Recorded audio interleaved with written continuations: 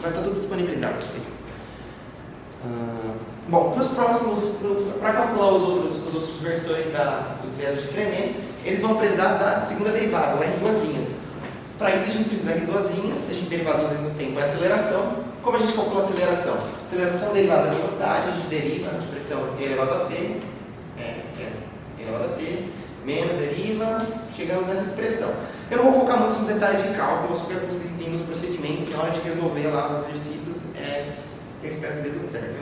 Eu infelizmente não consigo estar lá para corrigir cada um dos errinhos de conta, então eu não vou focar muito nessa parte, justamente. Daí beleza, aceleração, achamos a expressão da aceleração em função do tempo. Vamos calcular o instante 1, que é o instante que o exercício pede. Aqui era para ser t, mas era para ser 1. Era para ser 1. Beleza. O nosso primeiro versor, o segundo versor que a gente precisa calcular, ele é o B1. Ele é dado por essa expressão aqui. Então, primeiro a gente calcula esse vetor aqui de cima, que é o produto vetorial de V1 a 1. V1 a gente calculou lá em cima, A1 a gente calculou aqui embaixo.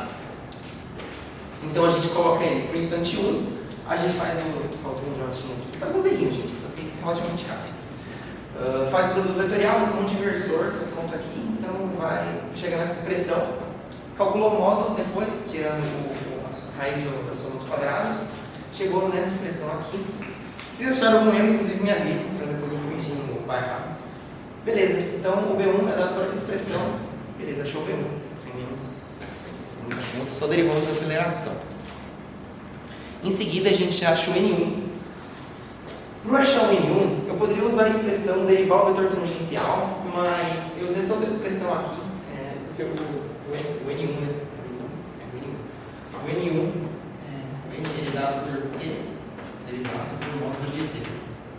Mas eu fiz por esse método que dá na mesma também. Fiz o produto aqui. Não mostrei as contas, mas é só fazer o produto vetorial do B1, que eu já está aqui em cima, e do T1 que está lá para cima, que vai dar esse resultado. Depois vocês fazem, falam as contas para ver se o procedimento que vocês estão fazendo está certinho. Então, bom, é essencialmente só fazer isso, tem as forminhas prontas e sai de cara. Aqui, beleza. Talvez o exercício vá pedir a torção e a curvatura, ela tem essas expressões, tem formulário pronto? Tem, né? Então isso aqui vai estar tudo dado de cara, só ensinei para vocês a fazer conta. Coloquei um outro exercíciozinho aqui, que é um pouquinho mais complexo, e vou dar uma ideia de como que resolve ele, só com o aspecto, só para a parte inicial. Temos uma partícula M, sinal vinculada à curva R, então é uma função F, tem função de θ, tem função de seno de θ, então tem função de θ, não tem função de tempo, no tempo. E a gente tem que θ varia com a lei horária, θ é igual a 2t. Então a gente pede o exercício pede para determinar no instante t igual a π, a velocidade m, descrita em coordenadas cartesianas. Beleza. Para começar, a gente pode pegar o R e derivar direto em relação ao tempo? Não pode, né? Porque não deve ser no tempo. Então, uma transformação sugerida pelas resoluções é fazer o seguinte: multiplico por dθ e multiplico por dθ. Então a gente joga dθ para lá, dr, dθ, vezes dθ, dr, dθ. Beleza, a gente tem a expressão do dr ali no θ, só derivar essa expressão. Tem a função do θ, só derivar aquele termino. E é isso, daí a gente consegue calcular a velocidade, né? Sai de cara aqui. Tem o dr, a gente vai derivar aquela expressãozinha. Eu acho que eu não vou derivar, gente. Vocês querem que eu resolva? Vocês acham bom? O que vocês acham? Deixa eu ver os outros itens. Os outros itens não pediam o quê? O versor tangente da curva, então vai ter que calcular o vetor tangente, que é dado pela velocidade, aqui pelo módulo da velocidade. Então vai usar a expressão da velocidade aqui. Depois ele pede velocidade intrínseca, então você vai pegar o módulo da velocidade, vai falar que a velocidade intrínseca é o módulo da velocidade que a gente calculou aqui, vezes o vetor tangencial, porque ele é sempre dado na direção inicial da curva. Aceleração, então basicamente o que a gente fez antes, né? A gente tem a velocidade aqui, vai derivar de novo, provavelmente vai ter que fazer a mesma transformação para a gente ter a velocidade, porque a velocidade vai ser dada em função de θ, onde a gente encontrar por aqui, Então vai ter que de novo fazer isso aqui. Componente tangencial é normal, então a gente achou a aceleração, a gente usa essas expressões aqui, em função da aceleração aqui. E os versores normal, abnormal, aceleração, tá? do versor tangente, usou as expressõezinhas saíram. Alguma dúvida, gente? Qualquer coisa, aproveita. O que é a velocidade intrínseca? A velocidade intrínseca é a velocidade escrita nas coordenadas intrínsecas. Então, se a gente tem uma curva aqui qualquer, tem um sistema de coordenadas aqui nosso que a gente conhece, I, J. Tá? O triado de Frenet vai ser o nosso sisteminha escrito nessas coordenadas aqui. Que a gente calcula, cada versor a gente calcula pelas expressões que eu expliquei, que eu passei aqui, que vão estar no formulário. Então vai ser um tangencial, normal e normal. Não sei qual desses dois é a ordem certinha, mas eu acho que tanto faz. Acho que não tanto faz. Mas enfim. A velocidade, a gente vai ter ela numa expressão escrita, por exemplo, igual nesse enunciado aqui. Ela está dada em função do tempo. Para I, JK. Só que I, JK são esses versores. A gente quer escrever a velocidade em função desses versores. E é basicamente isso. Tipo, é o trabalho de você escrever ela em função desse sistema de coordenadas. Mas como eu falei, a velocidade ela vai ser sempre nessa direção. Tangencial é a curva, porque é o percurso que ela está desenvolvendo.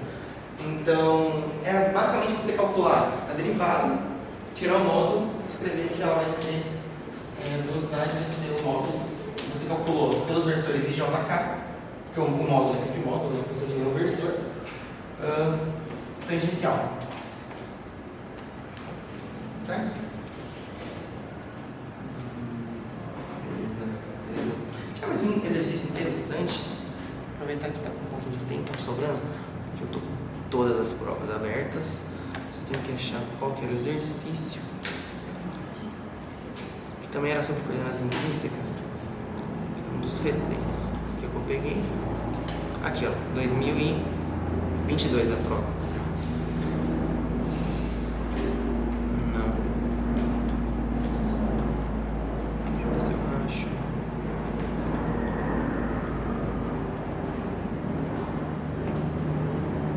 Vocês vão ter questão dissertativa, inclusiva? Tipo, questão, perdão, teste? Vai ser 100% dissertativa, né? Beleza.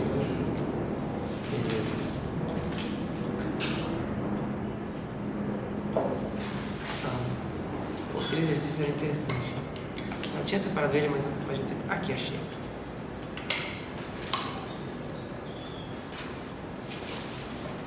Não, esse aqui é o mesmo.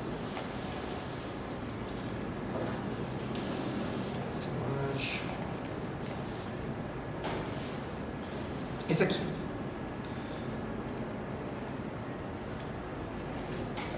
Vamos lá.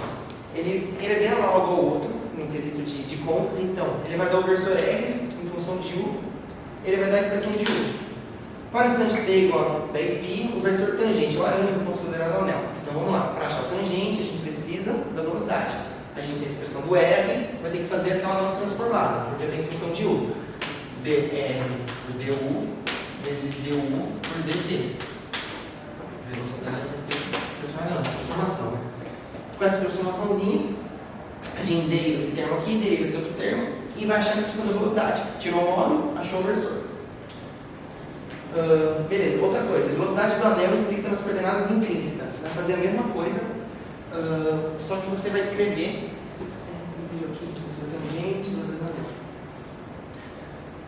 Vai fazer a mesma coisa para achar, igual eu expliquei antes, vai só tirar um módulo e falar que é tangencial.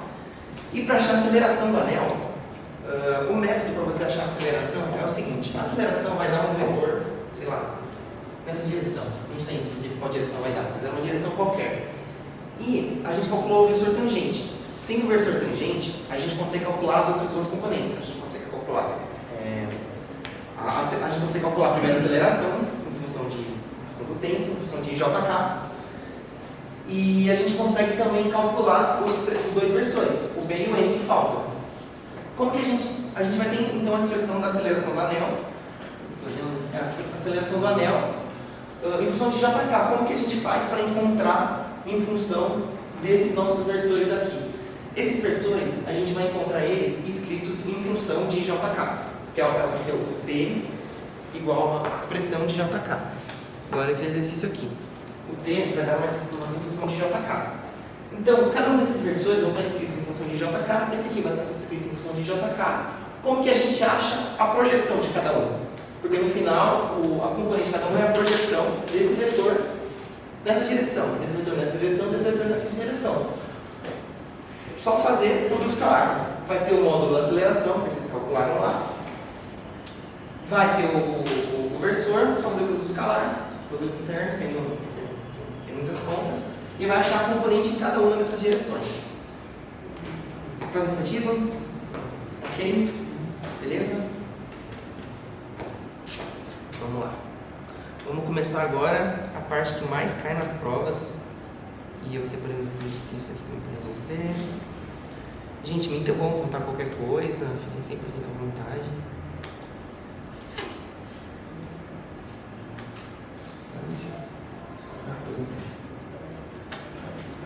Beleza. Vamos lá, falando agora de cinemática do sólido. Propriedade fundamental. Propriedade fundamental. Um exercíciozinho aqui que trabalha com essa propriedade. Ele dá 3 pontos. A, B e C. Possuem cada uma das velocidades. VA, VB e VC. Você só tem 3 pontos e 3 velocidades. Verifique que os pontos A e B podem pertencer ao mesmo corpo rígido. Esse ponto que ABC é o corpo de rotação. Tá? Esse item B eu não vou fazer agora, vou fazer depois. Em outra questão, que é bem parecida. O que significa verificar que eles pertencem ao corpo rígido? Qual é a propriedade do corpo rígido? Ele não tem todos os pontos. Cada ponto não tem velocidade relativa entre eles. Eles estão sempre fixos em relação ao outro. Então, eles não vão aumentar nunca a distância entre eles. Se você tem uma barra, você tem uma velocidade aqui, outra velocidade aqui, essas velocidades têm que ser do mesmo modo. Senão, se a gente faz uma barra com uma velocidade do dobro, o que está acontecendo? Ela está esticando, né? E a gente não quer isso, a gente quer trabalhar sempre com o corpo rígido. Então, basicamente, é isso que essa propriedade fala, nessa formulinha aqui. De onde vem essa fórmula? Você tem um corpo aleatório aqui, uma velocidade nesse ponto e outra velocidade nesse ponto. Você faz a projeção. Tem essa reta aqui que liga os 2 pontos. Você faz a projeção de cada uma das velocidades nesse plano, nessa reta.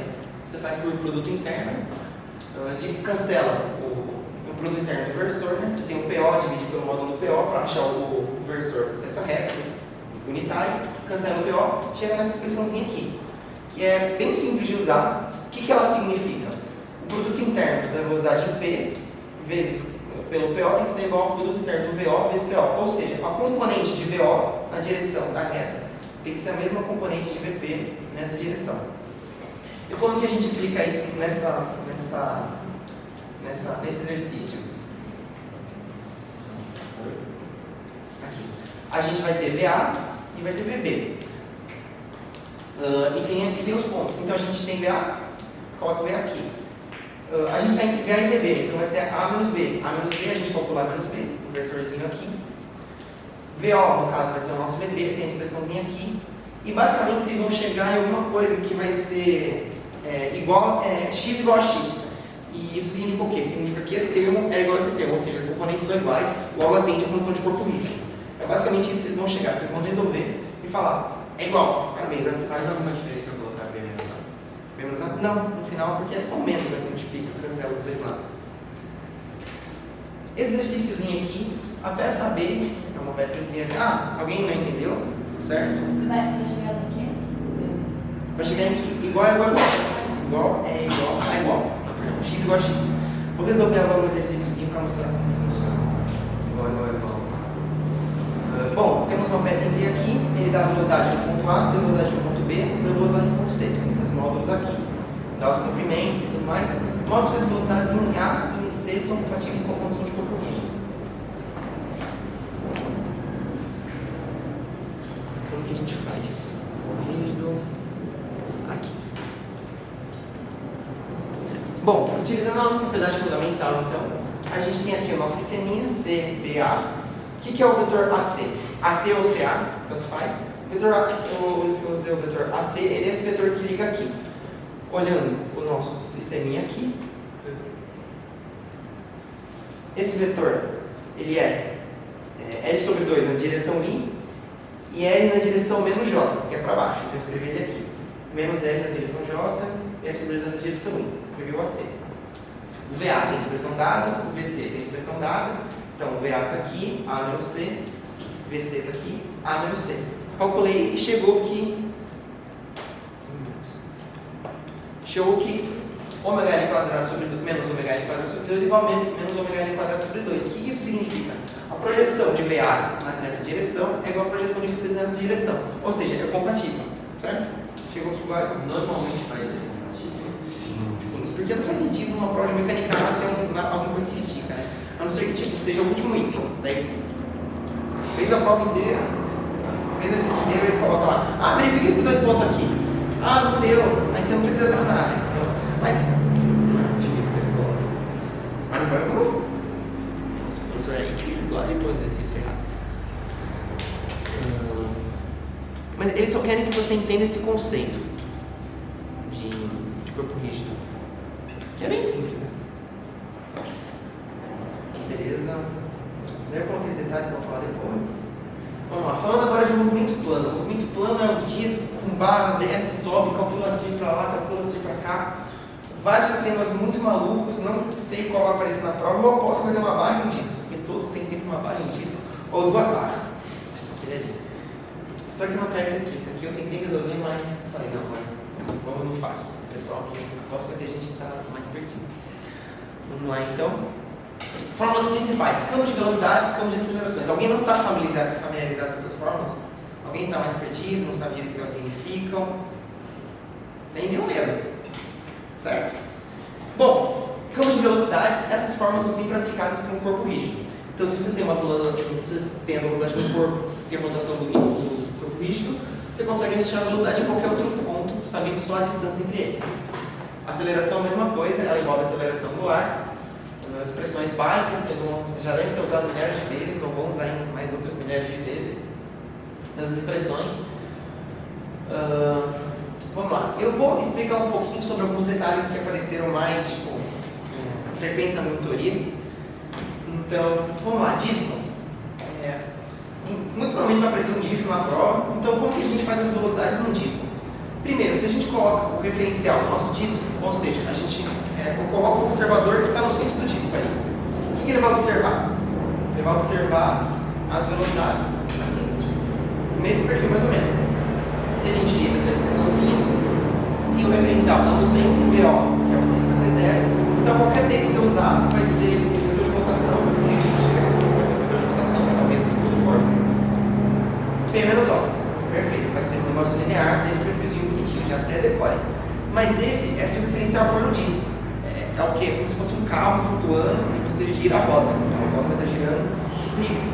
O que a gente vai trabalhar são esses tipos de exercícios, né? Com roda, com disco, provavelmente girando com relação ao chão.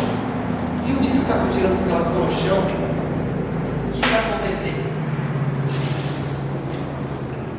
Se o exercício falar que não tem escorregamento, vai acontecer esse negócio aqui. O que significa não ter escorregamento? Não tem velocidade relativa entre esse trecho do disco e o chão. Ou seja, se a velocidade do chão é 0, a velocidade desse trecho vai ser 0.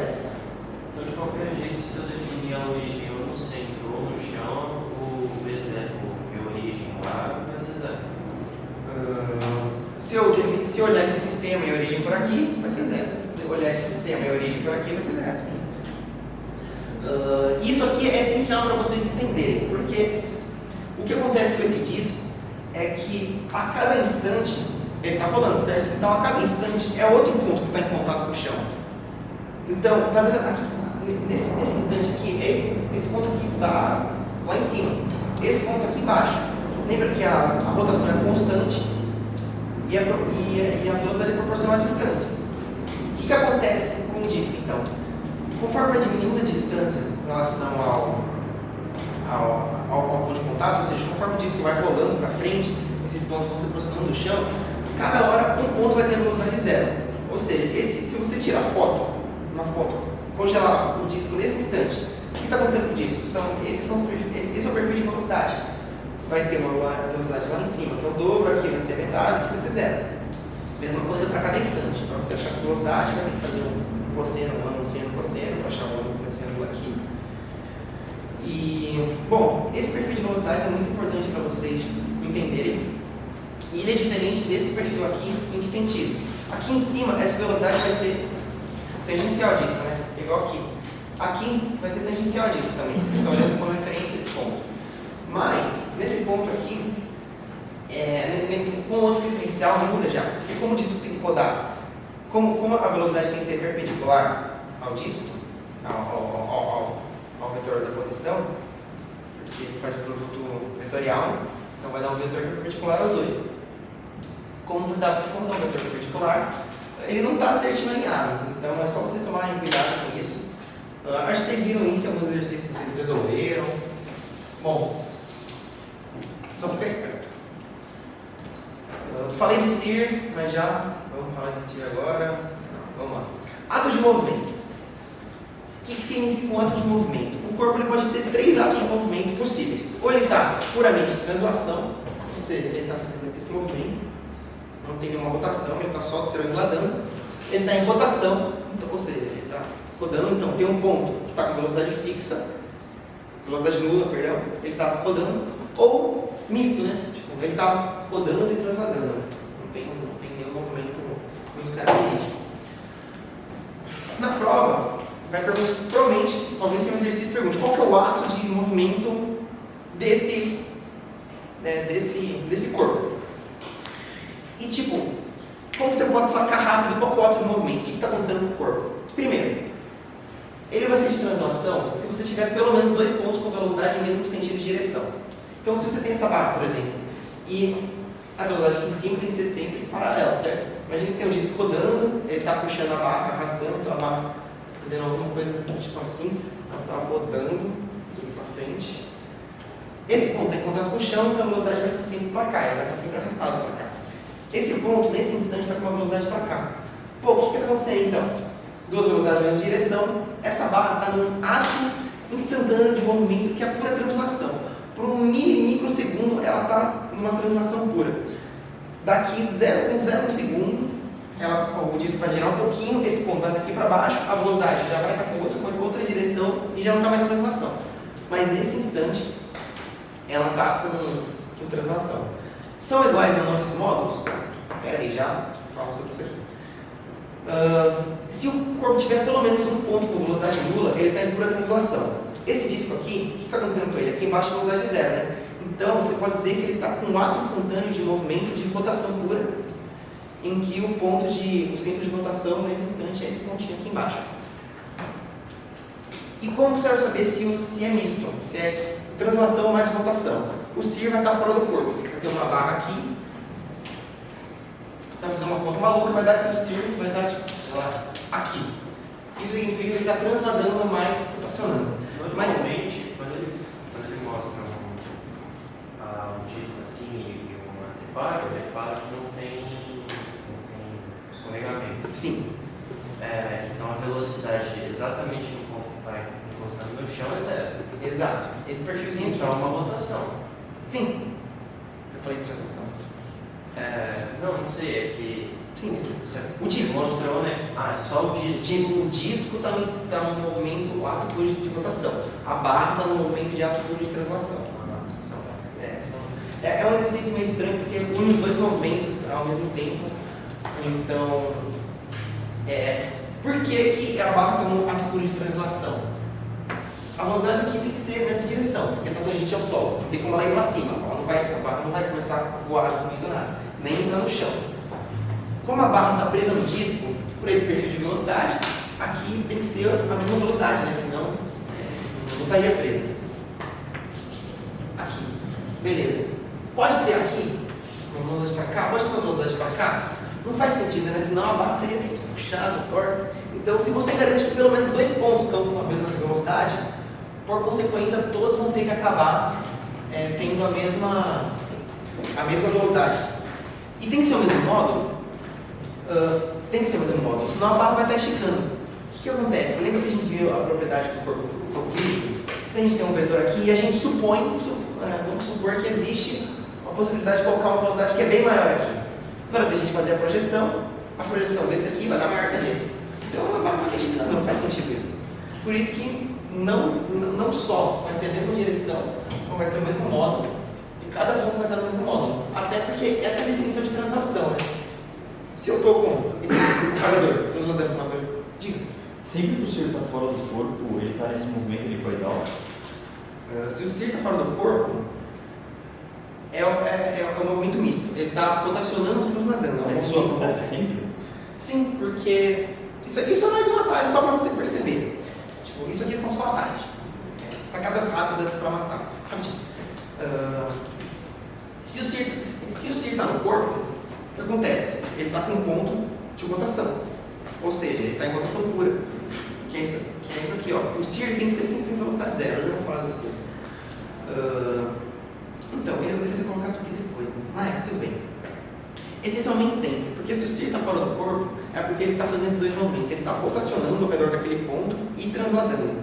Então, por exemplo, você tem uma barra, você fala que ela está transladando, que ela está com o ser aqui nesse ponto. Então, a cada instante ela vai estar aqui, ela vai estar aqui, ela vai estar aqui, sempre rotacionando ao redor desse ponto. Isso é translação mais rotação.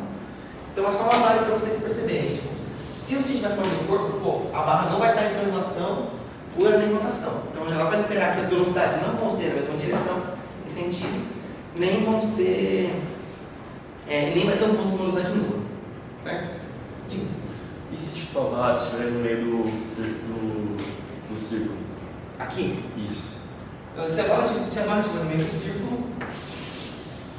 Não sei se foi o melhor círculo que eu fiz. Qual vai ser a velocidade aqui? Zero. Zero. Mas o disco está rolando para frente. Isso. Está rolando para cá. Aham. E está em contato. Ah, sim, no chão. Sim.